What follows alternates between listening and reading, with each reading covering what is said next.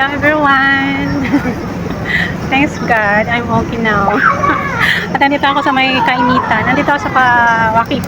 Ayan, nakikita nyo. May mga Arabian ako kasi na nag-ano doon. Nag-video, tsaka nag-picture. Lalapit ako mamaya.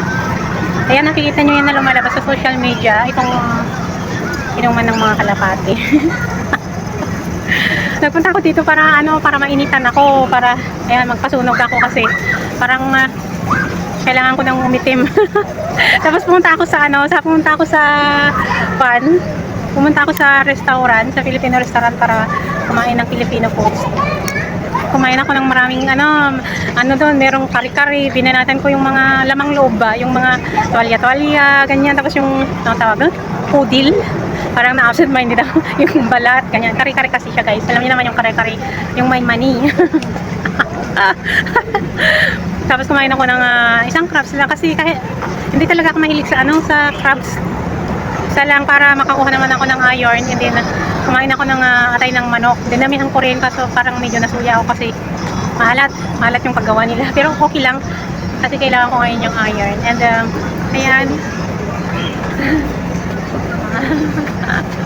Siyempre, tuloy ang buhay dahil mahal tayo ng Diyos. Kaya ayan, maging happy pa rin tayo kahit ayan, pagagaling natin sa anek-anek. Hindi naman tayo nagkasakit pero ayan, nalagyan tayo ng maraming hindi ko pa natanggal yung mga eskas niya, maraming dugo dahil sa anek-anek na yan. Diba mga kananay, kailangan magiging happy tayo palagi kasi basta nakakapagod. Ang Diyos ko mapagod, guys. Basta andyan ang Diyos na ating gabay ay yun, magiging safe tayo basta pag natin siyang makalimutan mga kananay. Kahit anong mga problema nga dumarating sa ating buhay. Daglala ko detinit pa balbalon, parobing. Wala naman tayong kids dito. Mahilig kang magbigay ng mga balon-balon sa mga bata basta may naman yung dala-dala akong pulsaryo. Pag wala, kasi naawa ko sa mga batang yung mga hindi ko naranasan ng bata ako na may gusto sanang magkaroon ng balon, ganyan, pero walang pambili. So ako basta meron ako kahit hindi ko kakilalang bata, binibilhan ko yan. Pag sa Pilipinas kasi mura lang naman. Ito mahal na yan. Mura pero yung palit niya sa Pinas mahal na. Maraming kalapati, maraming nag-video doon. Later on, mag-video naman ako kasi hindi ko na nadadala itong mono-stick ko kasi kumatalsik na itong phone ko. Nakalimutan ko magdala ng tali niya. So ayan guys, thanks God. Very well na sa awa ng Diyos. Kumain lang tayo ng iron and protein para tayo yun. Kumanda, para tayo magkaroon ng iron.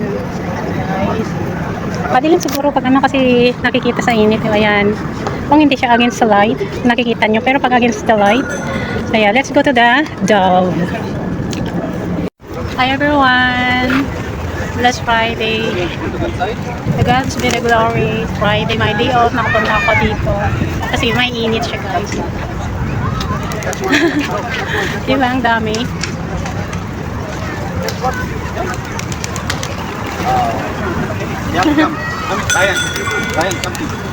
Ay, Zayan, kaya yun. So, yan guys. May pumasok kanina na bata dyan, pero pinaalis na nila. Naghahanap ako ng mag-picture din sana sa akin dito. Wala man lang mag-picture. May mga kababayan kanina doon ba daw, pero grop kasi sila. Binuhat kasi yung bag ko kanina. May mga gamot pa naman doon.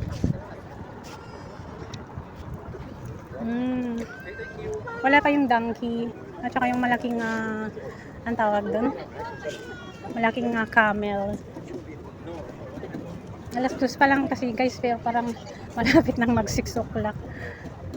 Kaya masarap na yung magpainit dito.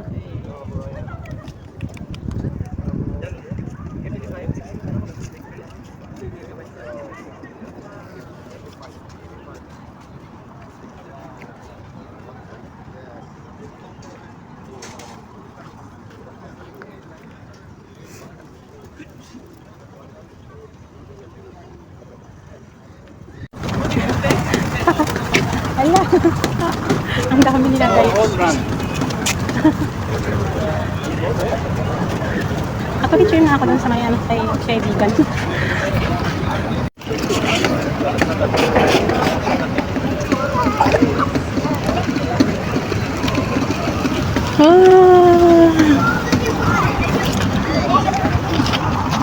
Wala na, iniwan na sila. Pumasok kasi kayo eh. Ayun sila oh. Ayan.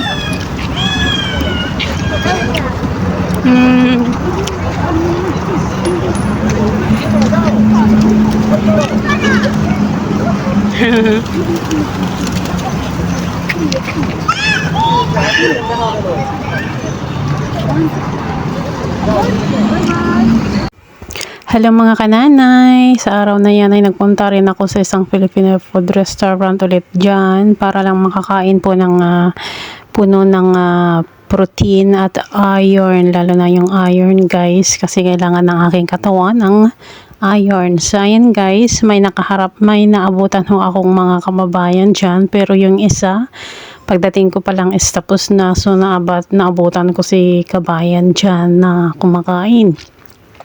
So dahil marami siyang kwento, ako'y nakinig na lang kasi sabi ko sa kanya nagutom ako at gusto ko munang mag-focus sa pagkain ko.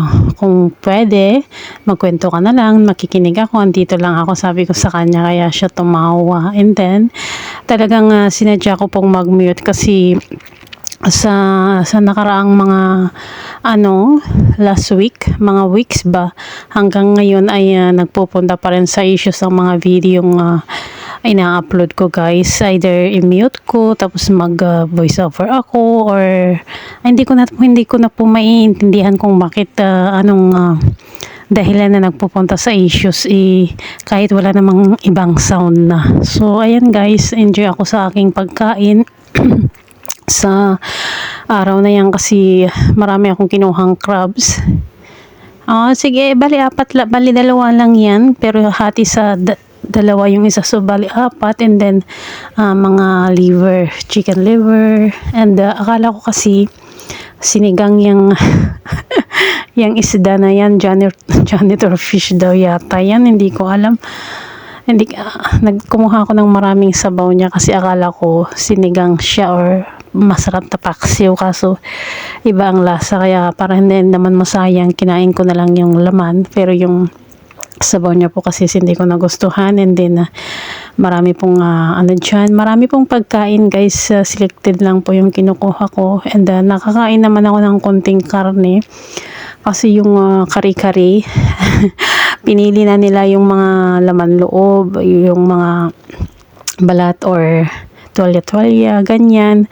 Kaya konti na lang ang naabutan ko. And yung second batch na pinggan na malaki dyan na pagkuhaan na nilagay nila, tinanong ko doon sa isang cooker kung bakit wala namang tuwalya-tuwalya at bakit puro laman yung laman ng kare-kare. Sabi ko is ganun daw, naubos na daw kasi yung mga first batch, second batch ganyan is mga tuwalya-tuwalya at mga balat yung inilagay. So masarap po guys kasi syempre pagdating sa mga Filipino foods, pag Filipino ang ating mga chief ay masarap. And yan ang mga Filipino foods ang mga namimiss ng mga kagaya kong OFW na matatagal na sa ibang bansa. So ayan guys, kung hindi lang po sana nagkaka-issues ng maganda naman sanang marinig nyo yung kwentuhan namin ni kabayan kasi maganda naman yung kwento niya. Yun nga lang nagkaka-issues ang ating videos. So para maiba naman tayo, ganyan ang ginawa ko na lang, nag-mute po na lang ako kahit maganda sana yung kwentuhan niya kasi wala pang kumakanta guys that time. So yan guys, kahit sa pag voice over ko lang is medyo hinihingal pa rin dahil ayan nga, galing tayo sa kwan. So ayan, mag-ingat-ingat tayo sa ating mga sinasabi sa ating mga videos kasi napaka-stricta ngayon ng nagpapagana sa ating social media kasi lahat na lang binibigyan niya ng konting issue. So ayan guys, kain po tayo. Sana nai-enjoy din ang inyong mga day off tuwing Friday.